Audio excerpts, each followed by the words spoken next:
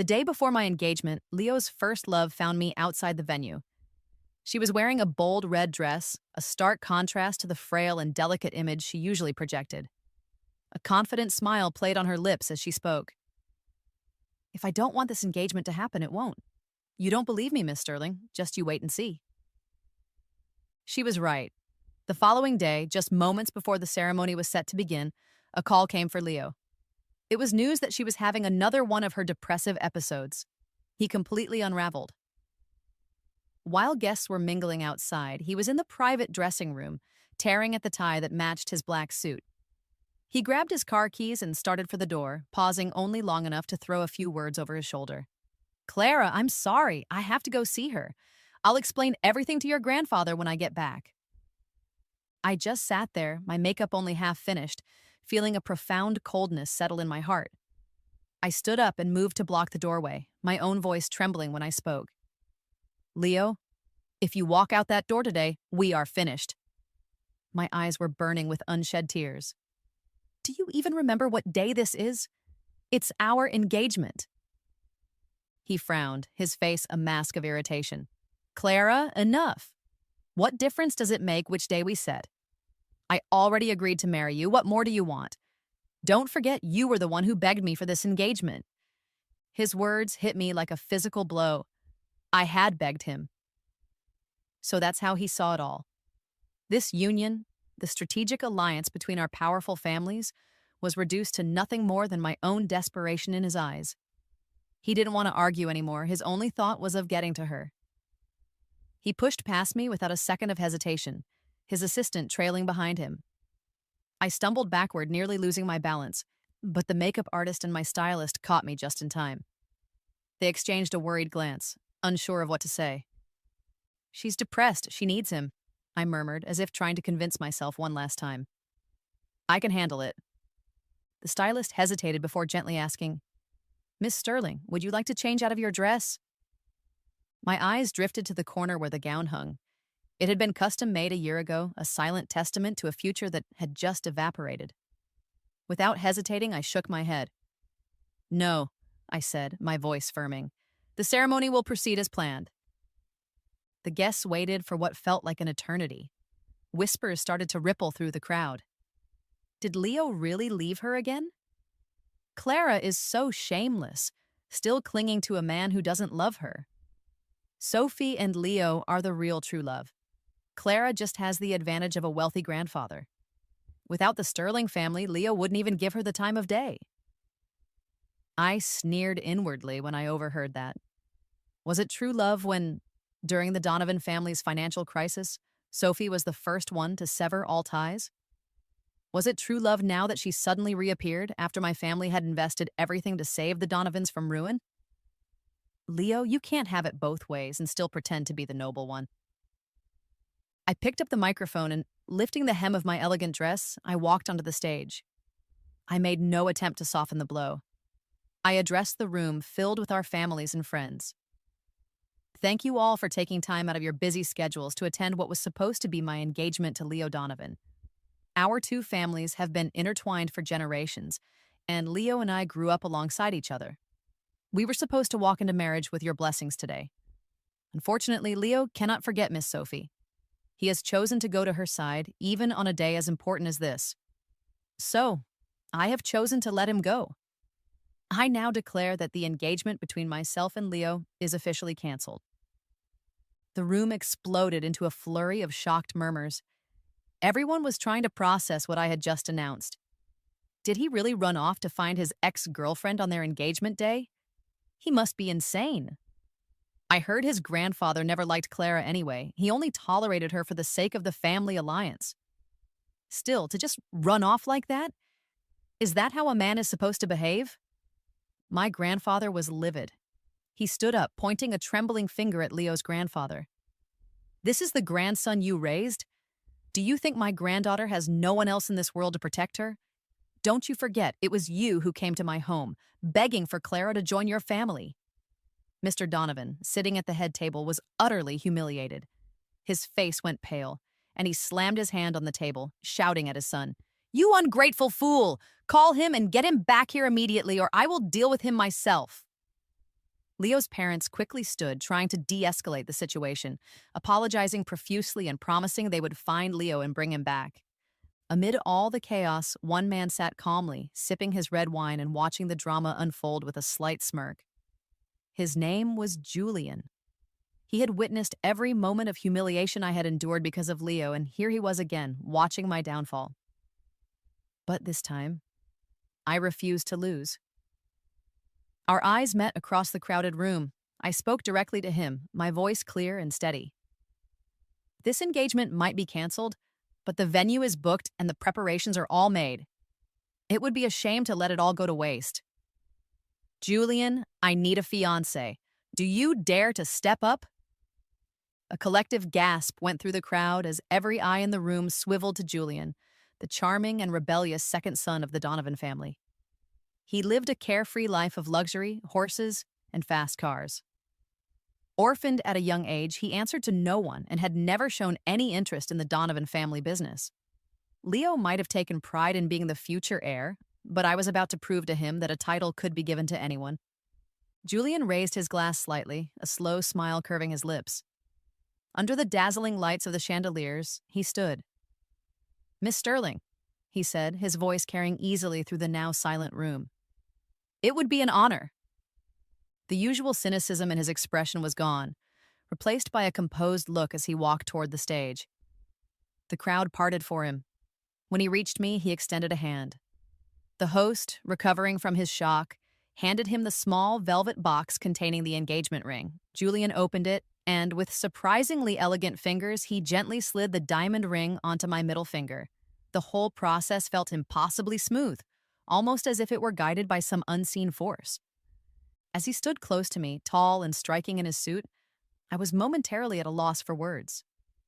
Then, without any warning, his arms wrapped around me. One hand gently cradled the back of my neck as he leaned in and kissed me. His kiss was tender, but carried a firm resolve that was completely unlike the casual, playful attitude he usually projected. It left me breathless, my heart pounding from the intensity. Just then, a wave of cheers erupted around us, followed by the popping of champagne corks and streamers flying through the air. He leaned in, his lips close to my ear. "Clara, you should have chosen me a long time ago," he murmured, his voice low and teasing. "But it's not too late now." I caught a glint of mischievous joy in his eyes. Meanwhile, Leo's parents were protesting loudly. They were furious. After Leo's older sister passed away, the old man had brought Julian, his nephew, back into the family fold. Ever since, they had done everything they could to block his every move. Now, to their horror, Julian was trying to steal his own cousin's fiancée. Old Master Donovan could no longer contain his rage. "Aren't you ashamed? After what Leo has done to her family, we are the ones who owe Clara. If she chooses anyone in this family, it is our honor." My grandfather scoffed at that and had them escorted out without so much as a bite to eat. Those within the Donovan clan who had once backed Leo saw the tide turning. At the banquet that followed, they quietly began to switch their allegiance, warming up to Julian. Choosing Julian wasn't a complete whim. On the day we had spoken about the business, I had laid out all my cards. I told him that if he fully cooperated with me to complete the joint projects between our families, I would help him gain the full support of the Sterling family. My family's business was in pharmaceuticals, but I had always wanted to branch out into something new, something fresh. I had a vision to create a health-focused beverage tailored to a younger demographic. And that was how our partnership with the Donovan family had begun. But the old guard at Sterling Group never believed in me. They were just waiting for me to fail. If I could successfully pull off this collaboration, I could silence those conservative voices who always looked down on me as just a young girl. Julian's dark eyes had studied my face carefully. I had no idea what he was thinking. I frowned at him, but he suddenly smiled, leaned in, and said softly, "Clara, aren't we supposed to be planning a honeymoon now?" "We're not even married yet," I snapped. "Did you hear a word I just said?" He gave a small shake of his head. He had never been involved in the family's business affairs, so it would take time for him to get up to speed. I sighed, deciding to help him. I was about to launch into a lecture when his strong arms pulled me close. I instinctively pressed against his chest as his nose lightly brushed against mine, his deep eyes locking with mine and drawing me in. Then he kissed me again. "Clara, teach me," he whispered. "I'll learn." "No," I said, pushing him away. I was only planning on using him to get revenge on Leo, not to turn this into something real. But before I could finish the thought, his lips were on mine again, stealing my breath and leaving me dizzy. Suddenly, he scooped me up into his arms and carried me toward the bedroom. I wrapped my arms around his neck, clinging to him so I wouldn't fall. He laid me gently on the bed and knelt beside me, his breath warm on my skin, his eyes sparkling with mischief. "Clara," he said, "the most ruthless way to get revenge on a man is to forget him completely." I looked into his eyes, considering his words. Maybe he was right. We were adults. There was no need to play innocent. I closed my eyes, preparing for him to continue, but he stopped. Instead, he kissed my forehead gently. "But I'll wait," he said softly, "until you're truly ready." He pulled the blanket over me, tucking me in like a child. "You must be exhausted. Rest well." I opened one eye and gave him a playful kick under the covers. He chuckled quietly, then grabbed another quilt and lay down beside me without another word. 3 days passed before Leo finally remembered he had a fiancée. He called and asked when I would be returning to our home. Our home. That was laughable. I was the one who bought the house we were supposed to live in after the wedding. I furnished every single inch of it. He hadn't contributed a single dollar, yet he had the audacity to ask me that. His voice sounded hollow and resentful. "You took everything from the house. Are you not planning on coming back? You even took the bed. Do you expect me to sleep on the floor?" He was mistaken. I didn't take the bed. I sold everything. In fact, I sold the entire house. The real estate agent had barely managed to change the locks before it was gone. Wearing my sun hat on a bright terrace, I took a slow sip of my drink and replied, "Go find your first love. Maybe the two of you can squeeze into the tiny bed in her rented apartment. And if she ends up in the hospital again," I added casually, "maybe this time you'll actually save her. If not, the doctors might laugh themselves silly seeing her perfectly healthy already. All these years and she's still pulling the same pathetic stunts. No improvement at all, and yet that fool Leo keeps falling for it every single time." Mentioning his first love always set Leo off. Sure enough, his voice rose over the phone. "Why are you dragging her into this? As for you and my cousin, I'm treating that as nothing more than a passing fling. I'm busy. I don't have time to come and get you. If I'm giving you a way out, you should take it. Don't come crying to me later when you've run out of options." How ridiculous. Who gave him the right to act like he was doing me a favor? A way out for me? In his dreams. Especially not here, in a foreign land where I had already started to find my own path. Julian snatched the phone from my hand and, in his usual lazy tone, replied, "Brother, she doesn't need a way out. You go enjoy your first love. I'll take good care of Clara." There was a stunned silence on the other end of the line. Then a string of curses erupted. Julian calmly ended the call wearing his usual relaxed smile. He shrugged and said lightly, "Your ex is really stingy. If it were me, I'd only care about whether Clara's happy." I rolled my eyes and told him to drop the act. His smile faded, and his gaze locked onto mine. Then, without warning, he pinched my chin, lowered his head, and kissed me. He didn't let go until my legs felt weak. "All right," he said with a soft chuckle. "Don't think about that man when you're with me. I get jealous." He reached out, pulled me into his arms, and said, "Come on, let's go flying." Before I could protest, he was walking me toward a helicopter. We soared up to 3,000 meters, the sky a vast blue expanse above us, the sea and mountains sprawling below. In that moment, the world felt wide and boundless. All my worries, all the emotional entanglements, simply vanished in the wind. My heart, for the first time in a long time, was completely at peace. Maybe this was how I should have been living all along, free, unburdened, and no longer clinging to a love that had worn me down for years. I had lived in chains, physically and emotionally drained, feeling like a shadow of my former self. Julian, ever the charming and carefree young master of the Donovan family, knew exactly how to make life feel like an adventure. We spent half a month abroad, trying something new every single day: gliding, surfing, skydiving. I realized then that my world could be so much more than just work and that messy love triangle with Leo. As I plummeted through the sky, the wind roaring past my ears and my heart pounding wildly, I felt something awaken in me, a spark of life. After being cooped up for so long, I was finally free. Love, heartbreak, drama, it all seemed so small from up here. Let the messy business of chasing after men go to hell. I stretched out my arms, welcoming the vast sky, embracing the world as if for the first time. When my feet touched solid ground again, it felt as if a new soul had quietly taken root inside me. Julian helped me remove my goggles and gently fixed my hair, which was a mess from the wind. He clicked his tongue. "You didn't even cry," he teased. I laughed and shot back. "Do all the other girls you bring up here cry?" He let out a dramatic sigh. "You really think so poorly of me." Then his voice softened. "You're the first, and the only girl who ever cried on my shoulder until my shirt was soaked." I froze for a moment as a memory flashed back. A few years ago, I had caught Leo kissing Sophie, who had just returned to the country. They were tucked away in a quiet corridor, completely lost in each other. I turned to leave and bumped right into Julian. He glanced at the kissing couple, then looked back at me with a faint sneer. Tears streamed down my face before I could stop them. Julian looked confused and awkward, but he opened his arms and let me cry.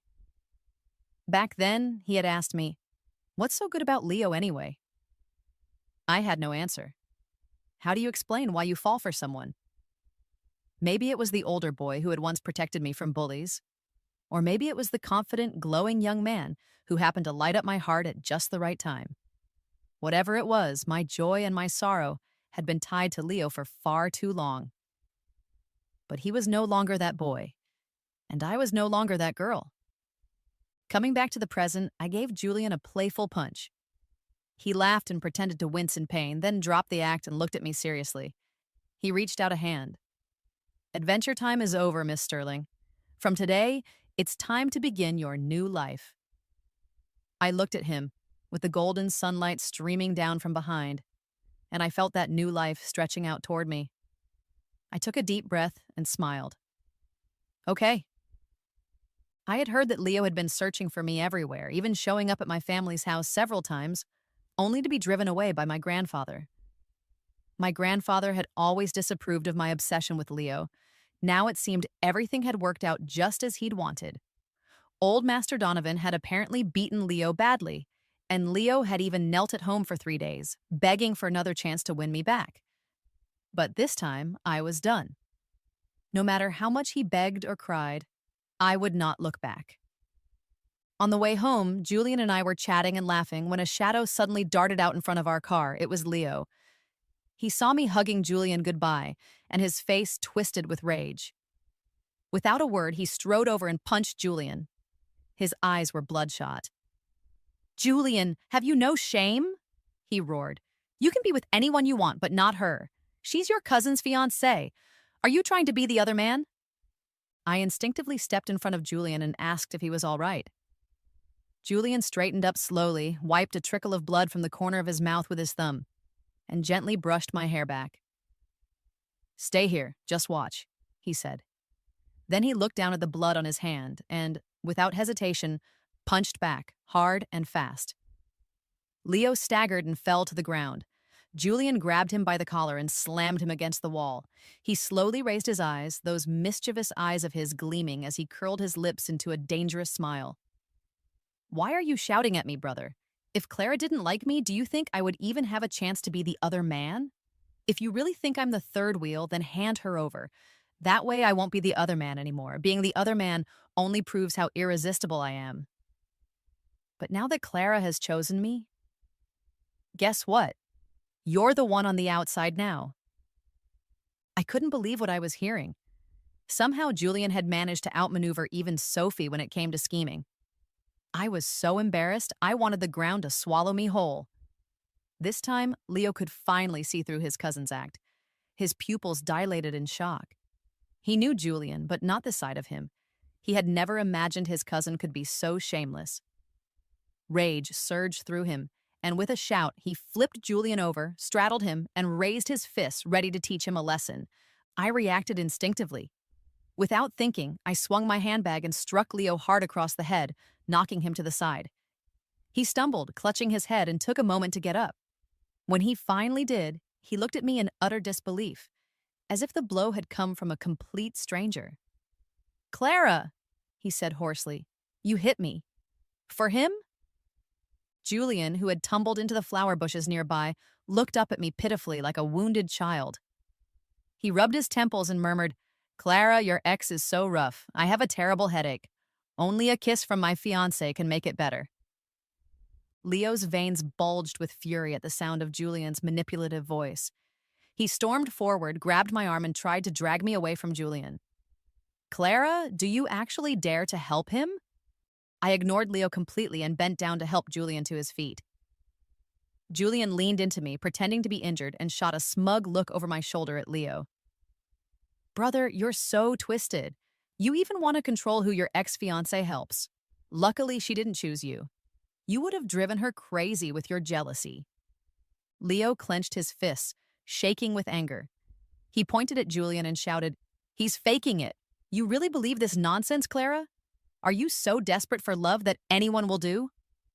Before he could finish, I raised my hand and slapped him hard across the face. I had tolerated him long enough. My voice was as cold as ice. "Not just anyone will do," I said, staring him down. "And you, Leo, are definitely not the one. Do you really think I can't live without you?" I stepped closer. "Let me be perfectly clear. I, Clara Sterling, am with your cousin now. You can leave."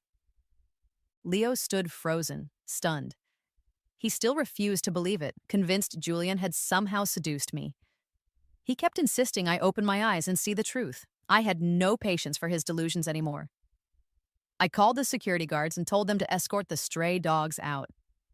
Julian gently took my hand and flashed his cousin a triumphant smile. "Brother, it's freezing out here. My fiancé and I are heading inside now. You should go home too. If you catch a cold, there will be no one around to feel sorry for you." Leo was held back at the gate, and watching us leave together finally made him lose control. He began yelling and cursing wildly. In his rage, he kicked at my front door, only to miss and hit the solid wall instead. He clutched his foot and collapsed to the ground, groaning in pain. Not long after, I made the decision to replace Leo as the liaison for the Donovan Group project. I appointed Julian in his place. Old Master Donovan saw that I was determined to cut all ties with Leo, and though he was reluctant, he had no choice but to agree. After all, my family had invested heavily to rescue the Donovan Group during its most difficult time. He had to respect my decision. With Julian stepping in, the project finally began to run smoothly. When Leo had been in charge, he constantly shot down my ideas before even giving them a chance, and when he did take action, the results were far from acceptable. His team treated me with little respect, and we had endless arguments. Julian didn't rely on the original team. He quickly assembled a new group of experienced, dependable, and highly efficient people. They jumped into the work right away, and I was impressed. Julian's insight and decision-making abilities were far beyond what I had expected. He could spot potential issues at a glance. I realized I had underestimated him for far too long, treating him as just a playboy with no real ability. He caught me looking at him and raised his eyebrows with a teasing smile. "I told you," he said, "I would never let you regret it." I crossed my arms and smirked, already looking forward to what would come next. After we confirmed our upcoming plans, we heard a commotion outside. Leo had forced his way past the security guard and barged into the conference room. In a fit of rage, he threw a folder at me, the documents nearly hitting my face. Julian stepped in just in time to block it. Leo shouted furiously, "Clara, are you out of your mind? I am the person in charge of this project. When will you learn to separate your personal feelings from your work?" I ignored him completely. Instead, I took Julian's hand and noticed a scrape. I called for an assistant to bring a first aid kit, then turned calmly to Leo, who looked ready to explode. "You are no longer in charge," I said plainly. Seeing the confusion on some faces, I spelled it out. From the very beginning, this project has been led by the Sterling family, not the Donovan family, and certainly not you. If there's nothing else, please leave and close the door behind you. Leo stood there silently for a moment. He knew I had the final say, but he couldn't accept the blow to his pride. He frowned and tried to shift the blame. I just went to see Sophie. Was that really worth all this? She's not doing well. I promised her mother I would help look after her. Why do you always have to think the worst? You already have money, love, a family, and me. Do you really have to take away the one little kindness I offer her? His words made my stomach turn. I sneered. If I walked in on the two of you lying in bed together, would you still claim you were just having a conversation under the blankets? I took a step closer, lowering my voice. And let me remind you, if it weren't for you, Sophie would never have even known who I am. Whether she lives or dies now has absolutely nothing to do with me. Leo, who do you think you are? I said, my voice calm but cutting. You're not even worth the effort it takes to argue with. If you can't give me the love I deserve, then please, stay out of my life. Leo stood there, stunned. In the past, I might have rushed to defend myself, to prove I wasn't jealous of Sophie, but not anymore. My indifference caught him completely off guard, and he had no idea how to respond. Just then, Julian leaned his head on my shoulder, pretending to feel faint. A few days ago, my cousin hit me, he said softly. I still feel a little unwell. I was only trying to take care of my fiancé. I don't know why my own cousin took it the wrong way. His words were like fuel to a fire. Leo's face darkened with rage. He couldn't lay a hand on me, but he could lash out at Julian. As he stepped forward, ready to strike, the security guards I had quietly called in advance blocked his path. With a calm wave of my hand, I reminded them, from now on, no unauthorized personnel are allowed inside without my approval. The guards moved quickly, pushing Leo back and escorting him out. For the first time in his life, the proud young master of the Donovan family was thrown out in front of a room full of people. His face burned with humiliation and fury. Clara! He shouted over his shoulder. Remember this. No matter what happens, the heir of the Donovan family will never be an outsider like him. I offered you the title of Mrs. Donovan, but you threw it away. Don't you dare regret this. I didn't even flinch. I closed the door behind him and turned to the others in the room. Let's continue with the meeting, I said. Who regrets what? We'll see in time. After that day, Leo deliberately tried to sabotage the joint project, but Julian handled everything with quiet efficiency. Surprisingly, the once arrogant members of the Donovan family now showed Julian a deep level of respect. The more I saw, the more I began to wonder. Was he pretending to be harmless all along to hide his true capabilities? There were no longer any project delays just to accommodate his first love, or any attempts to shift blame onto others. With Leo gone, the project moved forward swiftly. After months of hard work, our team finally launched the Herbal Health Tea line. Our marketing campaign was a massive hit. We targeted young consumers, highlighting the tea's health benefits and leveraging online platforms to generate buzz. It went viral. Monthly revenue quickly exceeded $1 billion, and our brand became a national sensation. At the celebration banquet, both my grandfather and old Master Donovan were in attendance. They praised us for our courage and vision, saying it was time to let the younger generation take the lead. Leo, however, did not show up. He claimed to be unwell, but I heard that he was so furious he had smashed up his office. He had never imagined that the project he once dismissed would turn into such a massive success. The executives at the Sterling Group no longer dared to look down on me simply because I was a woman. Their attitudes changed, and genuine respect replaced their earlier doubts. When Julian raised his glass to toast me, I returned the gesture with a smile. I always keep my word, I said. When I said I would help you take over the Donovan family, I meant it. He smiled back. And I always believe beautiful ladies. Leo tried multiple times to sabotage our work again, but his own career began to crumble. He spent more time obsessing over Sophie and rushing to fix the chaos she caused than focusing on his own responsibilities. As a result, several serious issues were left unattended, nearly leading to disaster. Old Master Donovan said nothing, so Leo assumed he still had the upper hand. After all, he was the legitimate heir. He believed that no matter what Julian did, he would always be the true successor. Watching his pitiful attempts from the sidelines, I couldn't help but scoff. I was genuinely thankful that I had seen through him early on. If I had stayed with someone so foolish and arrogant, I would have been dragged down into his mess.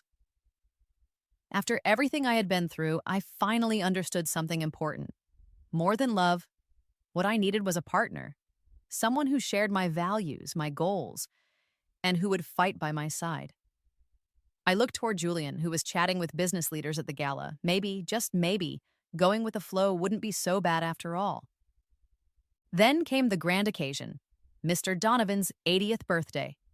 The banquet was held on an enormous scale. 100 tables filled the venue, and luxury cars lined the entrance. People from all walks of life attended, dressed in their finest attire, offering lavish gifts and congratulations. The whispers had already begun.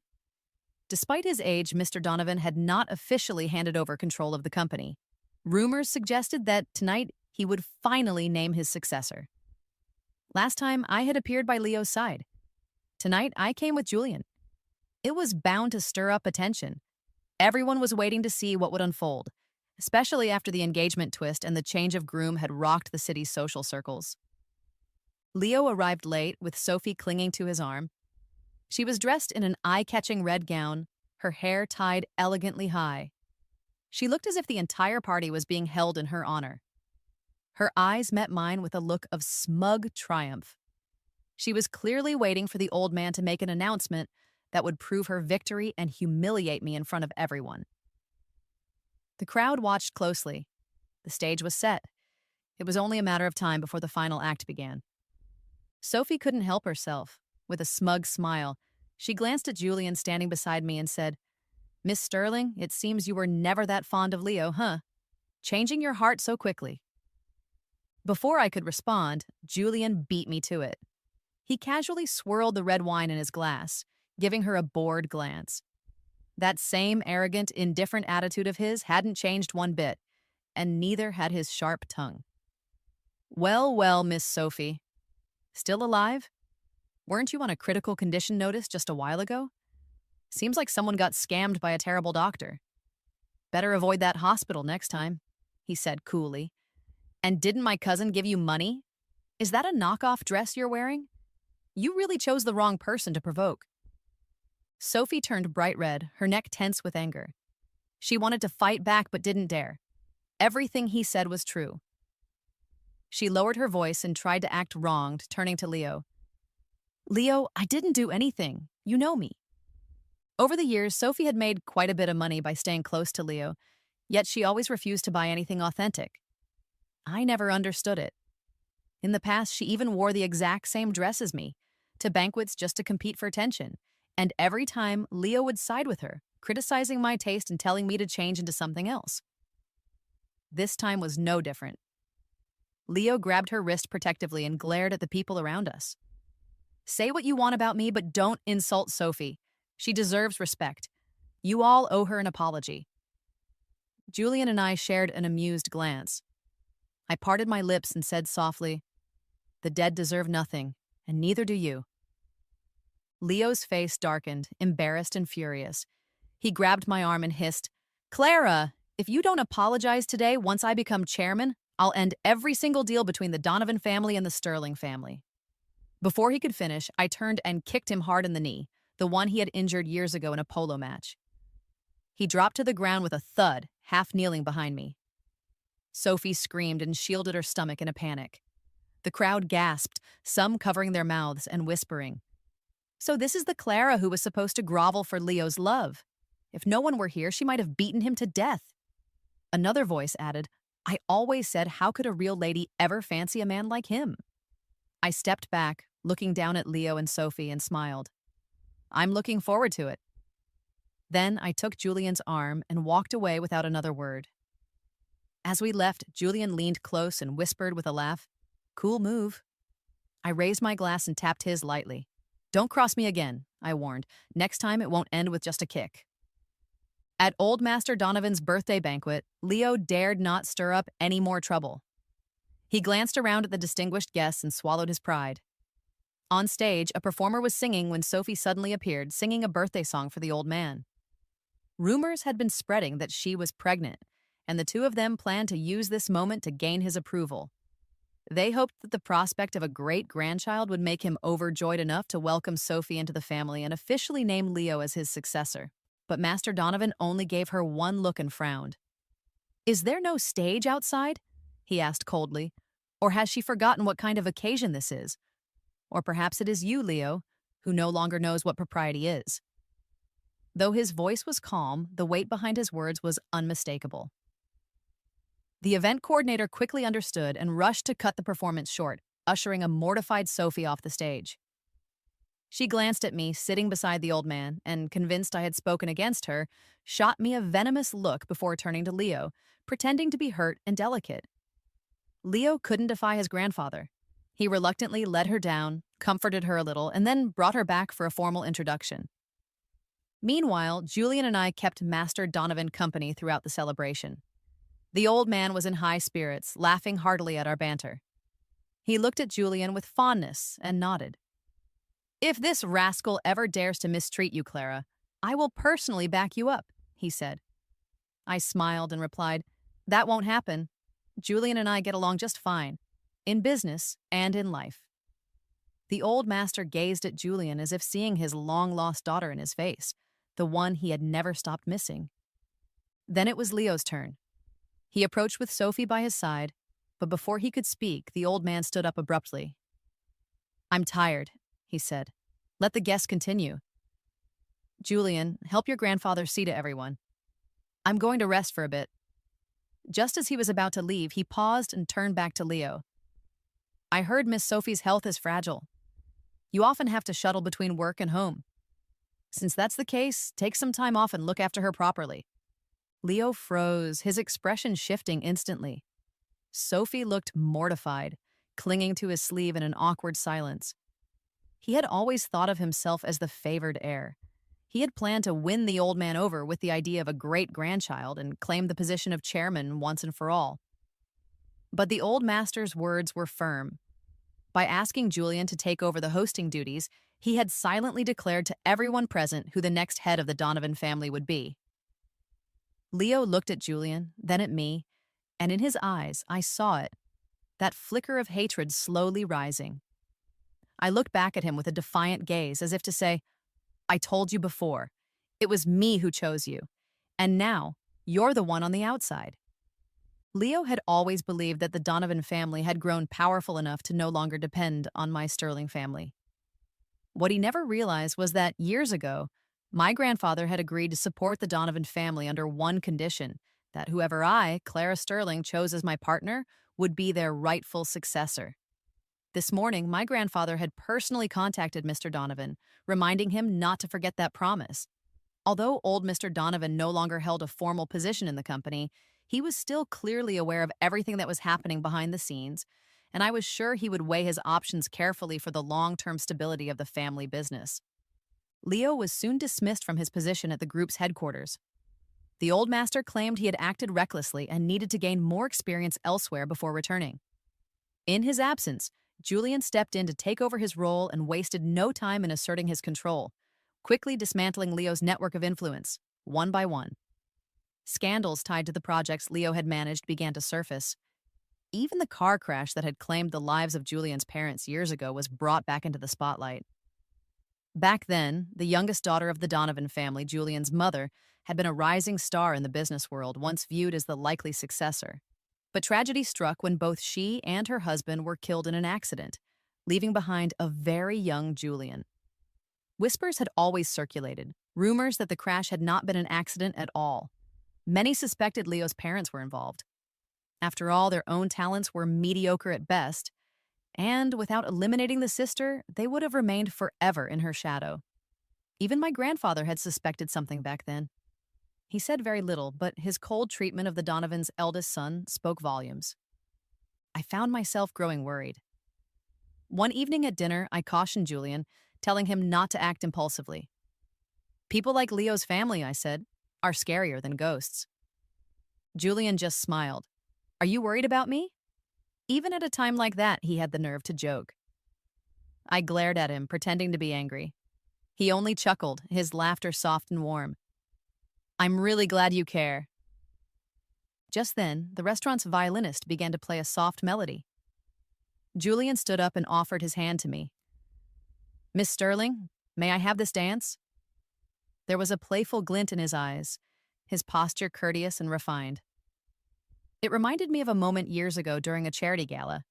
Back then, Leo had insisted on dancing with Sophie just to provoke me, humiliating me in front of the entire crowd. That night, it was Julian who had stepped forward to save me. Dressed in a tailcoat, tall and composed, he had extended his hand with a faint, confident smile and effortlessly stolen the spotlight from Sophie. In his arms, I had felt seen. He helped me relax, guiding me through the dance until I was smiling without even realizing it. That was the first time I had truly let go. The first time I felt light, like I belonged in someone's arms. Midway through the dance, he had leaned in and whispered, "Was it worth it?" I had rolled my eyes. None of your business. After that, he never interfered again, only watched quietly from the sidelines as I stumbled through years of entanglement with Leo, always with that same half smile. Now, dancing again in his embrace, he leaned in until our noses nearly touched.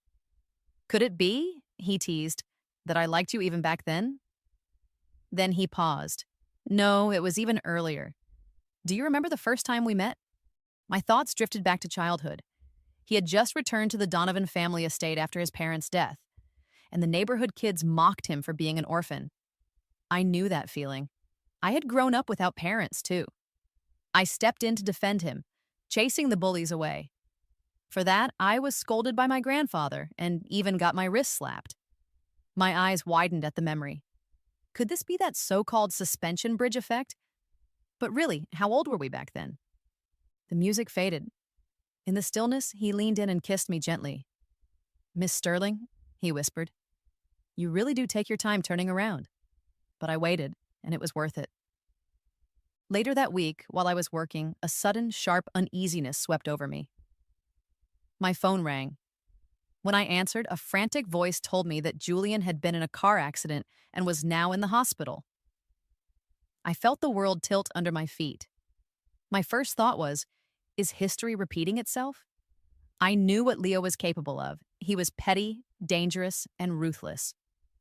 Without a second thought, I grabbed my keys and rushed out of the office. When I arrived at the hospital, a vehicle covered in a white sheet was being towed away. I saw police officers speaking with doctors. My heart dropped. I felt like I couldn't breathe. I lunged toward a stretcher being wheeled by, my mind racing with every memory I had of Julian, the time he stepped in to protect me, the way he made me laugh, the warmth of his embrace, the stubborn gentleness he always showed me.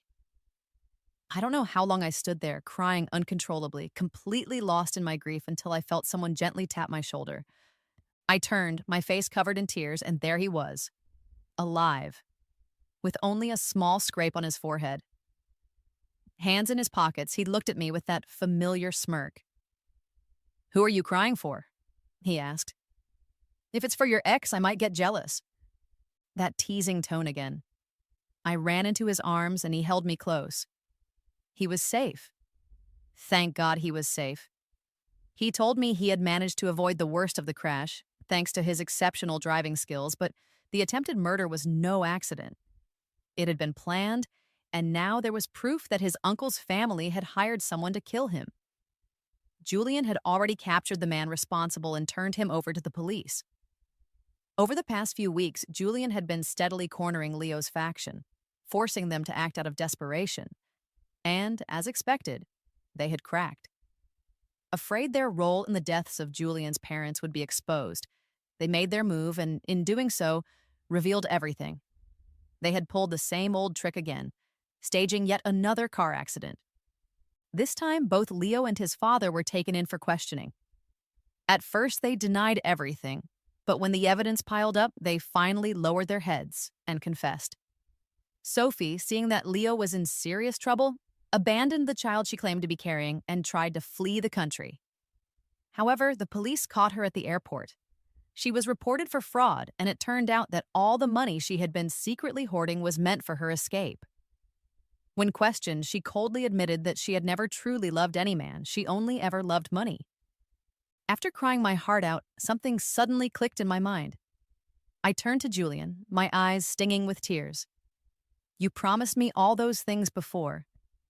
It was just part of your plan, wasn't it? You used me on purpose. Julian gently wiped my tears away, his expression soft but firm. No, he said quietly. Returning to the Donovan family was a plan I made a long time ago. I have spent 5 years preparing to take control, didn't you realize? Most of the key people in the Donovan family already follow my lead. Even if you had chosen Leo, I still had a way to bring him down. I remembered how those people always seemed to follow Julian's direction, even when he seemed to be doing nothing. His voice was now gentle, like he was handling something fragile. He continued, My original plan was to wait until I had secured my position and then take you back from his side. But it seems fate helped me out. It brought you back to me sooner. After saying that, he pulled me into his arms with a quiet possessiveness and pressed a soft kiss to my forehead. That night, after I had finished showering and was lying in bed, Julian leaned against the doorway, his chin tilted up in mock arrogance. Miss Sterling? He asked teasingly. Did you come to the wrong room? I glared at him, both embarrassed and annoyed. I pulled the blanket aside and was about to get out of bed when he crossed the room in a few quick strides and grabbed my hand firmly. He leaned in close, his breath warm and faintly scented with mint. Then he closed his eyes and kissed me. His voice was low and tender. When it comes to things like this, I should be the one to take the lead. Clara, I will make you happy. I wrapped my arms around his neck in return and kissed him back, showing him with my actions that I was willing, that I had chosen him. The warmth of his hand against my skin sent a wave of emotion through me, and my heart beat stronger than it ever had before. I am happy, I whispered, truly happy.